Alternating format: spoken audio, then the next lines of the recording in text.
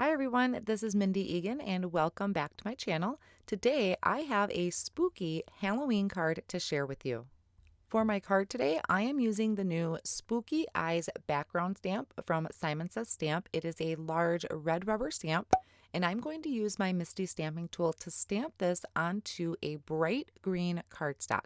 So I removed the foam insert in my MISTI stamping tool, and I'm bringing in a large lime green cardstock. I put a little bit of repositionable tape on the back, placed it onto my stamp, and then closed my MISTI backwards so that way my cardstock is stuck to the paper in my MISTI.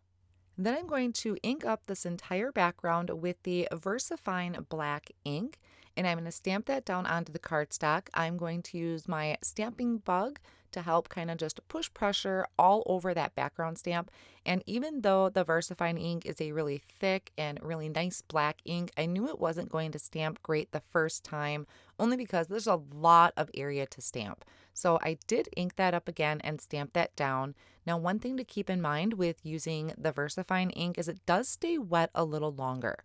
So right now I am going to die cut out a panel that's going to measure 3 3/4 by 5 inches. And I am using my A2 layering die from Waffle Flour. One thing I will suggest is before you run this through your die cut machine is put a scrap piece of paper on top. That way, if the ink is still wet, you are not going to transfer any of that ink onto your cutting plates.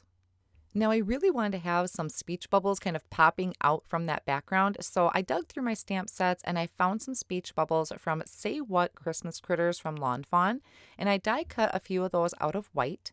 I picked out a small sentiment off of the Too Cute to Spook stamp set, and I'm going to stamp that in the Simon Says Stamp black ink.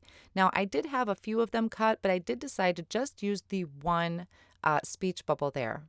For the sentiment, I am taking this spooky wafer die and I'm die cutting it from purple glitter cardstock, which comes out of the Sparkle Autumn pack from Fawn.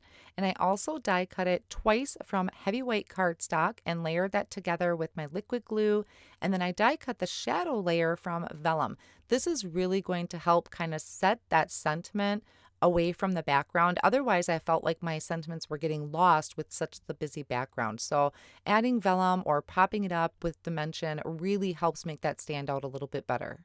Then I layered the back of this panel with some foam tape for a little bit more dimension and added that to a black cardstock base that is 4 1/4 by 5 1/2. And now I'm adding that spooky word die right on top with my liquid glue. And I am going to attach that speech bubble that says trick or treat using a couple foam squares. Now, I know Halloween cards are not for everyone, but I am a huge fan of making Halloween cards, so I really enjoyed this process and love how this card came out.